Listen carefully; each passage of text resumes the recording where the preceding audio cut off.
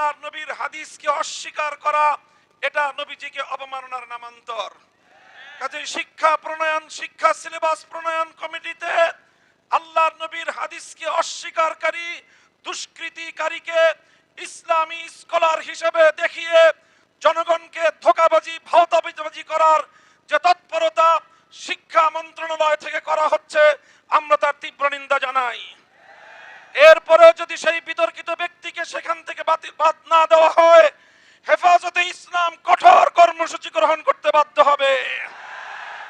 শেখ মহারাজ অন্যের উস্কানিতে সেই সমস্ত বক্তব্য রেখেছে। আমরা মোদী সরকারকে বলবো অতি সত্বর তাকে আইনের আওতায় আনেন, না হয় মুসলমান একবার জেগে উঠলে আপনার অস্তিত্ব থাকবে না। বলছি অবিলম্বে এই দুই কুলাঙ্গারকে গ্রেফতার করে শাস্তি দিতে হবে, অন্যথায় ভারত খান খান টুকরো টুকরো হয়ে যাবে। আর আমাদের সরকারকে বলি অবিলম্বে ভারতের রাষ্ট্রদূতকে ডেকে এর কড়া প্রতিবাদ করতে হবে, অন্যথায় দেশের মুসলমান জনগণ এর বিরুদ্ধে ব্যবস্থা গ্রহণ করবে।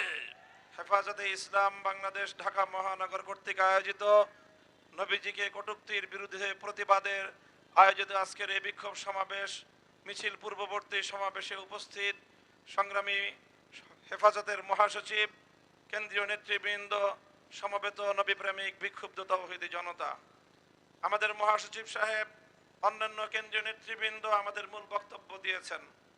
স্পষ্ট ভাষায় কয়েকটি কথা আমরা জানিয়ে দিচ্ছি।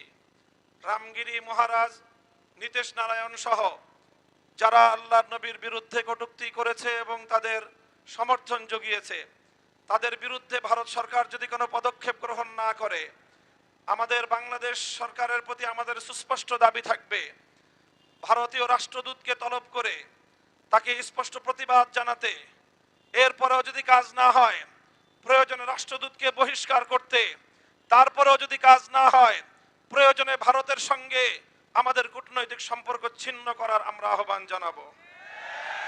আমাদের দ্বিতীয় স্পষ্ট বক্তব্য হলো, আমাদের দেশে মাঝে মাঝে আল্লাহর নবীর বিরুদ্ধে কটূক্তিকারী কিছু মুরতাদের আবির্ভাব ঘটে। আমরা স্পষ্ট ভাষায় আমাদের অবস্থান ব্যক্ত করছি, আল্লাহর নবীর ইজ্জতের প্রশ্নে আমরা কোনো বিষয়ে ছাড় দিতে আপোষ করতে প্রস্তুত নাই। আমাদের অব্যাহত দাবি, আল্লামা আহমদ শফির দাবি, আল্লামা জুনায়েদ বাবু নগরীর দাবি, আল্লামা মুহিবুল্লাহ বাবু নগরীর দাবি হলো নবীজির বিরুদ্ধে কটূক্তিকারীদের জন্য সর্বোচ্চ শাস্তির আইন, মৃত্যুদণ্ডের বিধান চাই। স্পষ্ট ভাষায় আমাদের মহাসচিব সাহেব যে কথা বলেছেন আমি আবারও স্মরণ করিয়ে দিতে চাই। বর্তমান সরকারকে আমরা সহযোগিতা করছি, আগামী দিনেও সহযোগিতা করতে প্রস্তুত, কিন্তু ইসলামের বিরুদ্ধে, আল্লাহর নবীর ইজ্জতের বিরুদ্ধে যদি সরকার বুঝে বা না বুঝে কোনো পদক্ষেপ নেয়, আমরা সতর্ক করব। সতর্কর পর যদি তারা সতর্ক না হয়, আমরা আমাদের কঠোর পদক্ষেপ নিতে বাধ্য হব। আল্লাহর নবীর হাদিসকে অস্বীকার করা এটা নবীজিকে অবমাননার নামান্তর।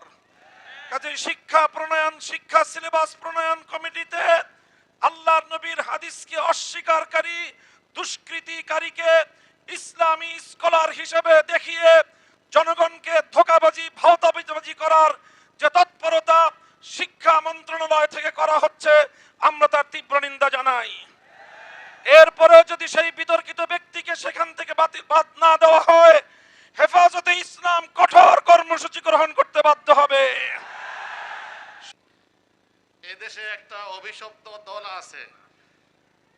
আছে বললে ভুল ছিল, যেটা গত 5 তারিখে লেঙ্গুর গুটিয়ে রাতের আধারে এখান থেকে পালিয়েছে। এই দেশে যখন তারা থাকে তাদের খাসিয়ত হলো, তারা যখন এই দেশে থাকে তখন তারা হয় চুরি করে, না হয় ধর্ষণের সেঞ্চুরি করে। যখন এই দেশ থেকে ভারতে যেয়ে তারা আবার ওখানে যায়, ওখান থেকে হয় পানি সন্ত্রাস চালায়, না হয় আমার ইমানের উপরে আঘাত চালায়। অতএব মোদী সরকারের কাছে আমাদের অনুরোধ থাকবে, মেহেরবানি করে আর এই মুসলমানদের ইমান নিয়ে খেলবেন না। তাকে, যেই প্রেতাত্মাকে ওখানে বসিয়েছেন নিয়ে, তাকে আমাদের দেশে ফেরত দেন, আমরা তার বিচার করব। আর আপনার দেশে আপনাদের উস্কানিতে এই মহারাজ নাকি মুগুর রাজ কি এক নাম, মহারাজই তো নাকি, এই আরে কিসের মহারাজ, শেখ মহারাজ, অন্যের উস্কানিতে সেই সমস্ত বক্তব্য রেখেছে। আমরা মোদী সরকারকে বলবো অতি সত্বর তাকে আইনের আওতায় আনেন, না হয় মুসলমান একবার জেগে উঠলে আপনার অস্তিত্ব থাকবে না, থাকবে না। আমাদের দেশে সংখ্যালঘু ভাইরা যারা আছেন তারা আমাদের ভাই হয়ে থাকেন, আমাদের এখানে জামাই আদরে থাকেন, ঠিক না? সামনের দিকে পূজা আসতেছে, এই পূজাকে লক্ষ্য করে এই আওয়ামী লীগ যুবলীগ যেগুলি ঘাপটি মেরে আছে তারা এখানে কোনো অকারেঞ্জ ঘটানোর চেষ্টা করতে পারে এবং বিভিন্ন দিক থেকে খবর আসতেছে তারা করবে, এই ধরনের প্রস্তুতি নিচ্ছে। এবার যদি এই পান্ডারা জেগে উঠে, হেফাজতের মানুষ একটি কর্মীও ঘরে বসে থাকবে না, টাইটলি ভাঙিয়ে ফেলবো প্রত্যেকটা। আমরা যদি ইসলামকে ভালোবাসি তাহলে ইসলামের এই সুফল হিন্দুদেরকেও দিতে পারি, খ্রিস্টানদেরকেও দিতে পারি, তারা এখানে নিরাপদ থাকবে। কিন্তু আমার ইমান নিয়ে খেলা যারা করলে সে কি মুসলমান নামদারি না হিন্দু তা দেখার সময় আমাদের থাকবে না। सरफरोशी की तमन्ना, सरफरोशी की तमन्ना अब हमारे दिल में है, देखना है जोर कितना बाजुए का दिल में है। अस्सलाम वालेकुम व रहमतुल्लाहि व बाराकातुहू। ভারতে যেই যেই কুখ্যাত, একজন হলো রামগিরি মহারাজ, আরেকজন হলো নীতেশ রানে, যেই কুখ্যাত ব্যক্তি আমার নবীর শানে কটূক্তি করেছে, এই কটূক্তি করে সারা বিশ্বের নবী প্রেমিক মুসলমানদের অন্তরে আগুন ধরিয়ে দিয়েছে। আজকে এই সমাবেশ থেকে ভারতকে বলছি, অবিলম্বে এই দুই কুলাঙ্গারকে গ্রেফতার করে শাস্তি দিতে হবে, শাস্তি দিতে হবে, অন্যথায় ভারত খান খান টুকরো টুকরো হয়ে যাবে। আর আমাদের সরকারকে বলি, অবিলম্বে ভারতের রাষ্ট্রদূতকে ডেকে এর কড়া প্রতিবাদ করতে হবে, অন্যথায় দেশের মুসলমান জনগণ এর বিরুদ্ধে ব্যবস্থা গ্রহণ করবে।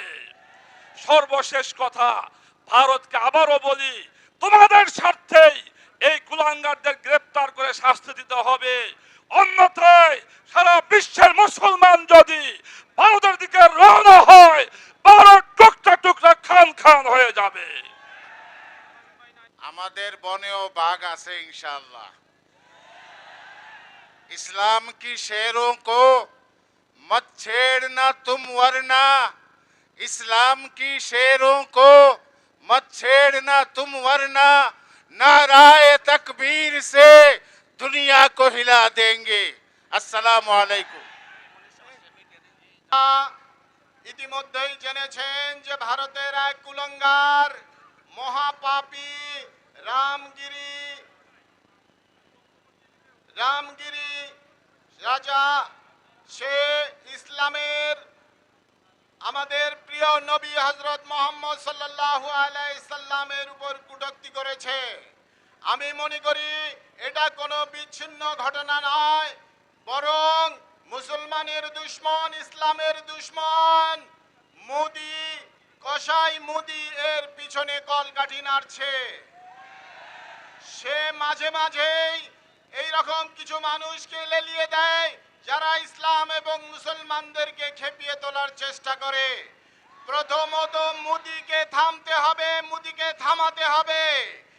আমরা লক্ষ্য করেছি বিভিন্ন ইসলামী দেশের রাষ্ট্রদূত ভারতের রাষ্ট্রদূতকে ডেকে এনে তাকে সাবধান করেছে, কিন্তু আমাদের দেশে বর্তমান শাসককে দেখতে পাইনি যে ভারতের রাষ্ট্রদূতকে ডেকে এনে কিছুমাত্র তিরস্কার করতে আমরা দেখিনি। আমরা দাবি জানাচ্ছি অতি সত্বর রাষ্ট্রদূতকে ডেকে এনে তাকে সাবধান করতে, এবং তাতেও যদি কাজ না হয় তাহলে আমরা অতি সত্বর হেফাজতে ইসলামের নেতৃত্বে ভারতমুখী লং মার্চ করব আপনারা তাতে সবাই অংশগ্রহণ করতে প্রস্তুত আছেন কিনা জানতে চাই। ওমা তৌফিক ইল্লা বিল্লাহ। সবাই প্রাণপ্রিয় ঢাকা মহানগরের সংগ্রামী মহাসচিব মামুনুল হক সাহেব সহ কেন্দ্রীয় নেতৃবৃন্দ, আজকে আমরা এখানে সমবেত হয়েছে রসুলের প্রেমে এবং রসুলের ভালোবাসায়। যারা সাতেমে রসুল, রসুলকে গালি দিয়েছে, যুগে যুগে কটূক্তি করেছে, এরা পৃথিবীর এই জমিনের মধ্যে কেউ বসবাসের যোগ্য নয়। আজ হোক কাল হোক, এদের পরিণতি অত্যন্ত কঠিন হবে। অতীতের সাতেমে রসুলদের যে পরিণতি হয়েছে, এমনি ভাবে করে রামগিরি অন্যান্যদেরও সেই পরিণতি অবশ্যই ভোগ করতে হবে।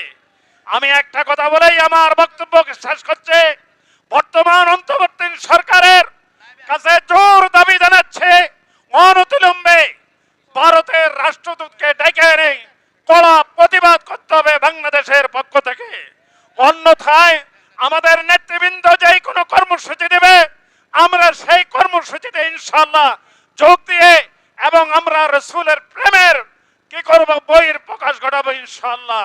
ওয়া আখিরু দাওয়ানা আনিল হামদুলিল্লাহি রাব্বিল আলামিন।